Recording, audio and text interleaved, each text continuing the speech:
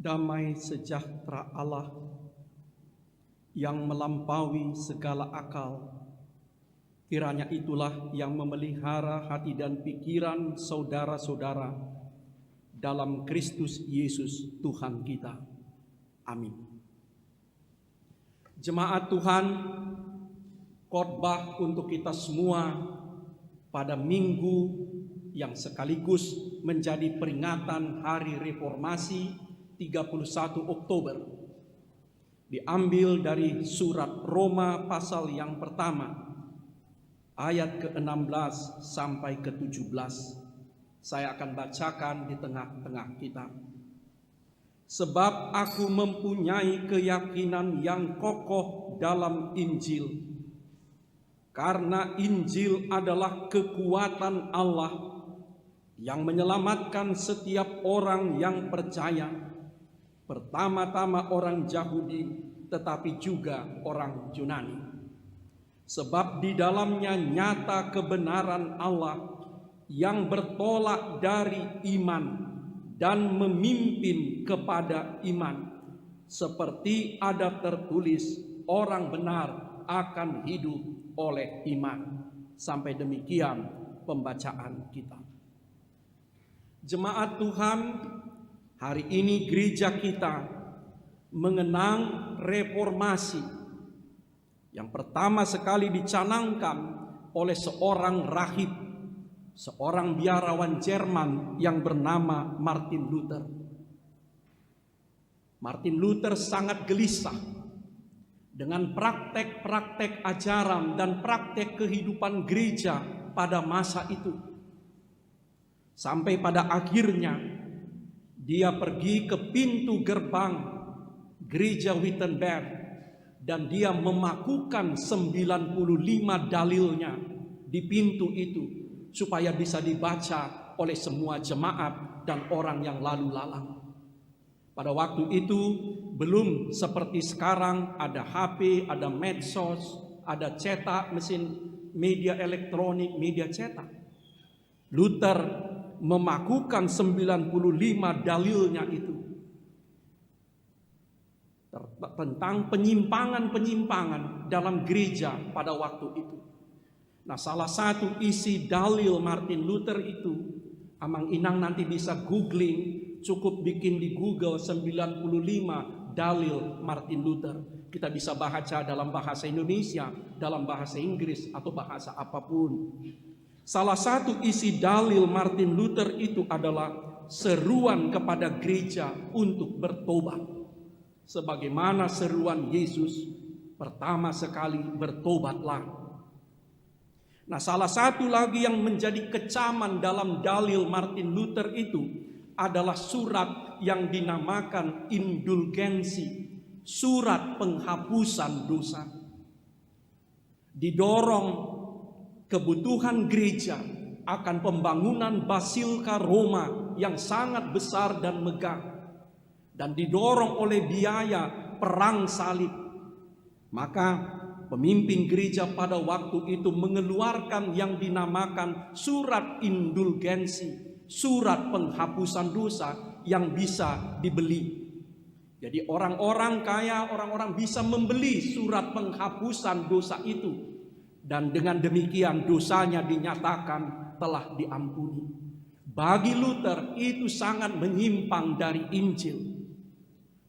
Apalagi bahwa orang yang sudah mati pun bisa dibeli surat penghapusan dosanya oleh kaum kerabatnya. Juga Luther menyerang praktek-praktek soal api penyucian. Waktu itu gereja mengatakan orang yang mati itu tidak langsung masuk sorga, tapi melalui proses yang dinamakan api permunian. Dan mereka bisa dipengaruhi dari dunia dengan doa-doa dari kaum kerabatnya. Dan juga jasa-jasa dari para orang kudus. Itu dikecam oleh Luther. Hal yang lain dikecam oleh Luther adalah soal harta gereja.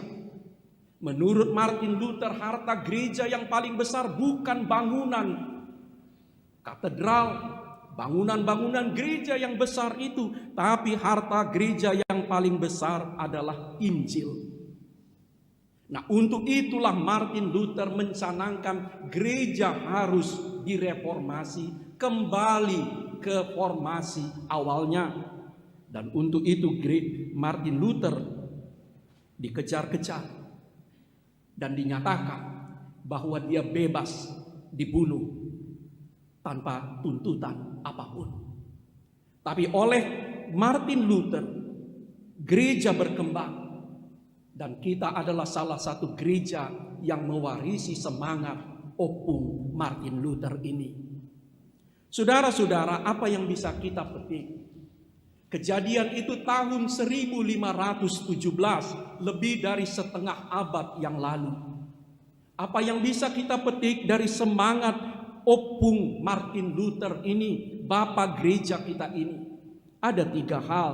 Pertama, gereja harus tetap kembali kepada sumbernya. Gereja harus tetap kembali kepada sumbernya. Apa sumber gereja? Injil, Alkitab. Itulah salah satu moto dari Martin Luther, kembali ke sumber. Mulak tu bona, mulak tu mual. Kembali ke sumbernya, yaitu Alkitab. Pada waktu itu, Alkitab hanya tersedia pada zaman Luther di abad ke-15. Alkitab hanya tersedia dalam bahasa Latin dan terbatas sekali jumlahnya.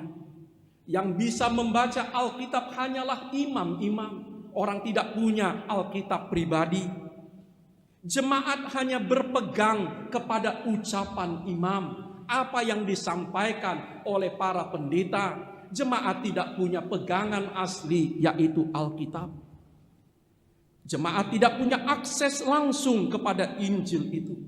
Dan Luther menerjemahkan Alkitab itu ke dalam bahasa Jerman. Dan dalam tempo yang cepat Alkitab itu menyebar ke semua masyarakat. Diterjemahkan dalam bahasa-bahasa lain sampai ke masa sekarang. Dan pada zaman itu Alkitab menjadi buku yang paling laris. Sebelumnya tidak. Jemaat menjadi terbuka matanya. Jemaat bisa langsung membaca Alkitab firman Tuhan itu. Tidak lagi tergantung hanya kepada yang dikhotbahkan, apa yang disampaikan oleh para imam atau pendeta. Saudara-saudara, semangat Martin Luther mengajak jemaat kembali ke sumber, kembali ke Alkitab, tetap relevan pada masa kita. Walaupun pada zaman kita Alkitab itu ada di tangan kita masing-masing. Alkitab itu ada di jari kita masing-masing. Ketika Amang dan Inang selalu membawa handphone, Alkitab itu ada di handphone Amang dan Inang. Tidak ada alasan untuk mengatakan Alkitab itu jauh. Kalau kita mau, dengan sekali klik kita bisa membacanya. Bahkan sambil bawa mobil pun Amang dan Inang bisa baca Alkitab tanpa harus ditabrak melalui yang dinamakan audible Bible, Alkitab suara, dengan pendengaran kita. Saudara-saudara jemaat Tuhan, bila kita mau membaca konstitusi, aturan dan peraturan gereja kita, HKBP di pasal 5 konstitusinya mengatakan jemaat harus membaca Alkitab setiap hari. Pertanyaan, berapa persenlah jemaat HKBP yang telah tamat membaca Alkitab? Berapa persenlah jemaat HKBP yang dengan disiplin membaca Alkitab? Saudara-saudara, jika kita mau mewarisi semangat reformasi ini, bukan cuma sekedar mewacanakannya, menjadikannya retorika, kami gereja reformasi, kami gereja Protestan, kami gereja HKBP, pewaris dari ajaran Luther. Mari kita kembali kepada Alkitab kita. Minggu depan, khotbah kita diambil dari Mazmur 146. Saya mengajak Amang dan Inang sebelum minggu depan tamat membaca semua kitab Mazmur. Minggu depan kita khotbah Mazmur 146. Saya ajak jemaat membaca seluruh kitab Mazmur selama pekan ini. Kecuali yang sudah punya disiplin membaca Alkitab bab demi bab, pasal demi pasal, hari demi hari, dari Kejadian sampai Wahyu. Bagi kita, mari kita nanti pulang ke rumah membaca surat Roma ini sampai tamat. Hanya 15 pasal. Tidak sampai 1 jam kita tamat membacanya. Kita bisa baca memakai handphone kita. Kita bisa baca memakai Alkitab yang ada di rumah kita. Hanya dengan itulah kita kembali kepada Alkitab itu, menjadikannya sebagai sumber, sebagai titik tolak, sebagai acuan, sebagai dasar. Itulah yang pertama. Yang kedua, apa yang mau kita petik di hari reformasi ini? Gereja harus kembali hidup dalam anugerah Allah dan iman kepada Kristus. Gereja harus kembali menghayati hidup dalam anugerah Allah dan iman kepada Kristus. Luther bergumul, Martin Luther muda itu bergumul bagaimana dia bisa diselamatkan dari murka Allah. Dia seorang rahib atau biarawan. Dia terus-menerus bertarak melakukan askese, menyiksa dirinya sendiri supaya dia diselamatkan dari murka Allah atas dosa-dosanya. Namun dia tetap gelisah, dia tetap takut. Sampai pada akhirnya Martin Luther berjumpa dengan surat Roma yang mengatakan keselamatan itu hanya anugerah Allah. Keselamatan itu hanya iman kepada Kristus. Keselamatan itu hanya oleh Injil. Keselamatan itu dan hidup kita hanya untuk kemuliaan Kristus. Saudara-saudara, ada banyak sekali kata atau terminologi yang dipakai untuk pekerjaan Allah menyelamatkan kita karena anugerahnya. Yang pertama paling sering dipakai di surat Roma adalah kata pembenaran. Allah membenarkan kita. Kita dibayangkan seperti orang-orang yang sedang didakwa di pengadilan. Kita orang berdosa, tetapi Hakim Agung Allah itu menyatakan kita benar. Bukan karena kita benar, bukan karena kita kudus, bukan karena kita saleh, tapi karena anugerahnya semata dan karena kita beriman kepada Kristus. Kita adalah orang-orang yang dibenarkan, dinyatakan benar oleh Allah, dibebaskan dari hukuman hanya karena kita beriman kepada Kristus dan kita menerima sebagai anugerah Dia. Kata yang lain yang sering dipakai adalah kata pembebasan. Kita dibayangkan seperti para budak yang dipenjara, diperhamba oleh dosa. Tetapi Allah dengan perantaraan Kristus membebaskan kita dari perhambaan dosa itu. Sekarang kita bukan lagi hamba dosa. Kita tidak perlu tunduk kepada dosa. Kita tidak perlu lagi merasa wajib melakukan yang jahat, sebab Allah dengan perantaraan Kristus telah memerdekakan kita dari dosa. Bukan karena keunggulan, bukan karena kebaikan, bukan karena kehebatan kita, semata-mata karena anugerahnya. Kata lain yang dipakai adalah penebusan. Kita dibayangkan, dilukiskan sebagai orang-orang yang telah tergadai. Allah membeli kita, menebus kita dari pegadaian dengan harga yang sangat mahal, yaitu darah putranya. Karena itulah Martin Luther mengatakan keselamatan itu semata-mata oleh anugerah, sola gratia. Keselamatan itu semata-mata oleh iman kepada Kristus, sola fide. Keselamatan itu semata-mata karena berita Injil, sola scriptura. Pada hari ini, ketika kita merenungkan dan merayakan reformasi 31 Oktober ini, mari kita kembali kepada hidup dalam anugerah ini, hidup dalam iman ini. Pembacaan kita tadi mengatakan supaya kita hidup dari iman kepada iman. Apapun yang kita lakukan bertolak dari iman kepada Allah dan berakhir bermuara kepada iman juga kepada Allah. Apapun yang kita lakukan, kita bergerak dari anugerah menuju anugerah yang lain. Saban hari kita hidup dari anugerah yang satu ke anugerah yang lain. Demikianlah amang inang, ketika kita mau mewarisi semangat Luther ini, tidak ada pilihan, kita harus juga kembali hidup dalam anugerah Allah, dalam iman kepada Kristus. Dasar, titik tolak, tujuan, muara kehidupan kita, termasuk sebagai pribadi atau sebagai gereja, hanya anugerah, iman, dan kemuliaan Kristus. Yang ketiga, apa yang bisa kita petik? Salah satu moto atau semboyan dari reformasi yang terkenal itu adalah apa yang selalu kita dengar, Ecclesia Reformata Semper Reformanda. Apa artinya itu? Gereja yang membaharui adalah gereja yang terus-menerus dibaharui. Huria na pinaing baru do na tau paing baruhon. Gereja yang dibaharui oleh Roh Kuduslah yang dapat membaharui jemaatnya, membaharui dunia ini.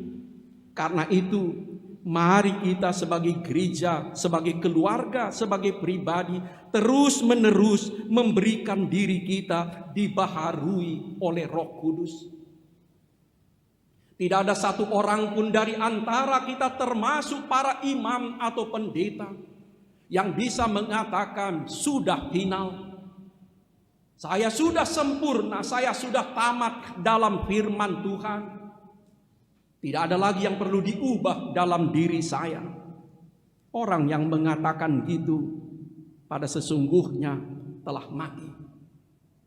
Sebab Luther mengatakan bahwa gereja harus terus-menerus memberi dirinya dibaharui oleh Roh Kudus. Sebab itulah dia mengatakan Ecclesia Reformata Semper Reformanda, gereja yang membaharui adalah gereja yang dibaharui.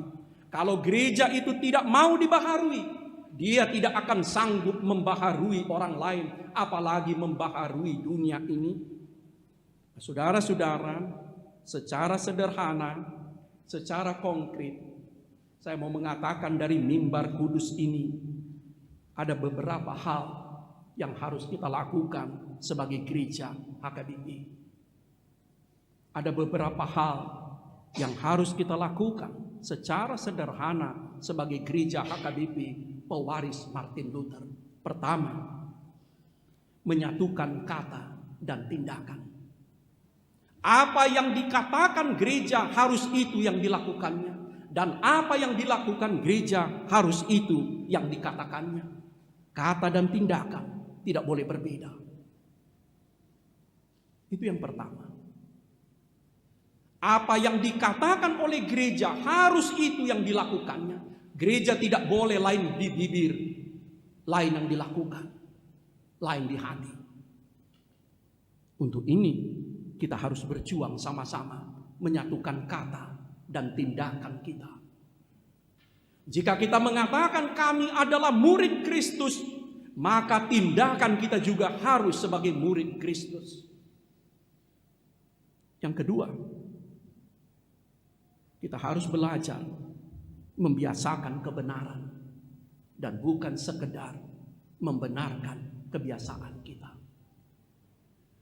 Ikon marguru do hita, hata hita do hupake amang inang, dak kamu hita.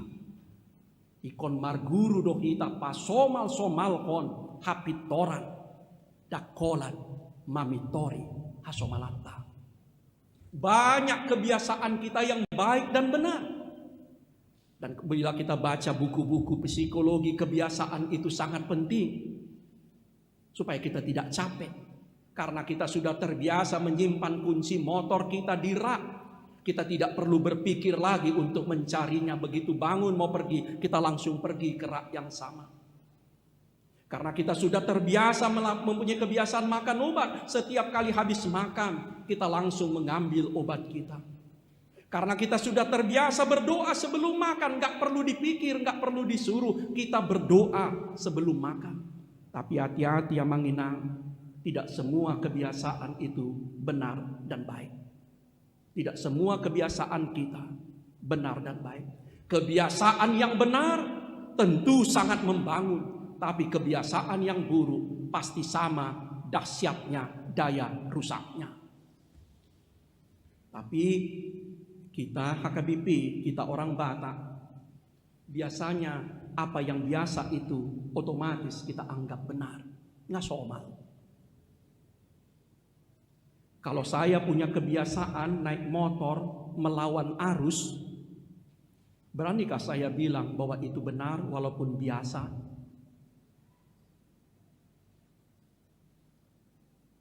Kalau saya punya kebiasaan menabrak lampu lalu lintas merah, saya tabrak, udah biasa. Banyak pula orang yang lakukannya. Beranikah saya mengatakan bahwa itu benar karena sudah biasa, karena sudah dilakukan 20 tahun, 10 tahun? Kita lihat jauh. Amang Inang, kita harus sampai ke level yang lebih tinggi. Bukan membenarkan kebiasaan, tapi membiasakan kebenaran. Kebenaran itu yang harus dibiasakan. Bukan kebiasaan itu yang langsung dinyatakan benar, apalagi secara absolut. Jika tidak, saya berani mengatakan, gereja kita tidak bisa mewarisi semangat reformasi Martin Luther, sebab kita akan stagnan. Apalagi yang harus kita lakukan? Mari kita yang memulai yang benar dari diri kita sendiri, sebagaimana lagu yang sangat suka dinyanyikan oleh kaum ibu kita. Kumulai dari diri sendiri. Kumulai dari yang paling kecil dan sederhana. Kumulai dari keluargaku. Amang Inang, jika sesuatu kita nyatakan, kita yakini benar, jangan tunggu orang lain. Mulailah dari diri kita sendiri. Khotbah itu berlaku pertama-tama untuk saya. Khotbah itu pertama-tama berlaku untuk kami pendeta, untuk kami para haladu.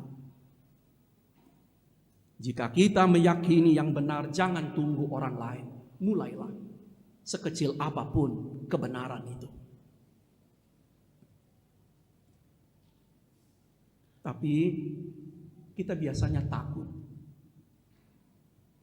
Kita kadang-kadang orang Kristen Batak ini mirip para remaja. Remaja itu tekanan PR group, tekanan teman sebayanya sangat kuat. Kita sangat takut melakukan yang benar kalau kita sendirian atau cuma sedikit jumlahnya. Takut kita disebut, napasi ngasih kodwe. Apalagi ada pameo Batak yang mengatakan, hata mamuncung, hata lalean. Kata-kata satu orang, walaupun benar, itu dianggap sebagai kata-kata maaf orang gila, hata lalean. Sebab itu banyak orang HKBP takut mengatakan yang benar karena dia merasa sendiri. Tapi ketika menyanyikan lagu buku ende, Hupili Yesus dongaki, songonima semangatna. Nang pemuru portibion tuau, ali holan dia dedui. Dalam praktek mabiar do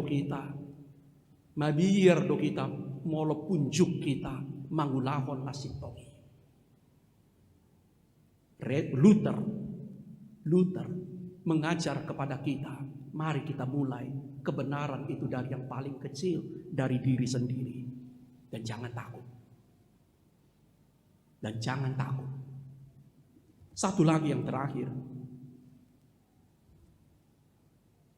Mari kita memprioritaskan apa yang betul-betul harus prioritas. Rapat pendeta Hatopan mengatakan pandemi ini bukan kutuk. dari Tuhan. Rapat pendeta HKBP juga tidak mengatakan pandemi ini berkat Tuhan. Tapi rapat pendeta Hatopan bergumul dan mengatakan pandemi ini adalah ujian dan kesempatan. Kesempatan untuk merenung, kesempatan untuk mengasihi, kesempatan untuk berbuat baik. Termasuk kesempatan untuk membaharui diri dan kehidupan kita. Mari kita pakai pandemi ini menemukan kembali prioritas utama kita. Sebelum datang pandemi, secara praktek banyak orang tidak menjadikan kesehatan sebagai prioritas. Tapi setelah pandemi kita sadar kesehatan rupanya prioritas. Sebelum pandemi keluarga inti kita abaikan, kita lebih suka kepada keluarga besar, extended family itu. Tapi setelah datang pandemi kita disadarkan, oh keluarga inti, suami, istri, anak, ayah dan ibu, ini rupanya yang paling penting. Tidak mengatakan yang lain menjadi tidak penting. Sebelum pandemi kita begitu sibuk sehingga kita tidak punya waktu untuk tenang berdoa, apalagi baca Alkitab, merenung. Tapi ketika pandemi dan kita dipaksa di rumah, begitu banyak waktu kita yang bisa kita pakai untuk berdoa. Amang inang, mari kita jadikan reformasi ini bukan hanya retorika, tapi bagian dari hidup, bagian dari pergumulan, bagian dari kebersamaan kita. Sebab itu kita bisa mengatakan bersama-sama dengan Luther, sola gratia, hanya oleh anugerah, holan marhiti hisi asini rohani di batas sambi, sola fide, hanya semata-mata oleh iman, holan marhiti hiti haporsiaun, sola scriptura, holan marhiti hiti barita nauli, soli Deo gloria, holan tuhasangapon di debata. Dan kita mengatakan, biarlah kami menjadi gereja reformasi yang selalu berani kembali ke formasi yang ditentukan oleh Allah. Amin.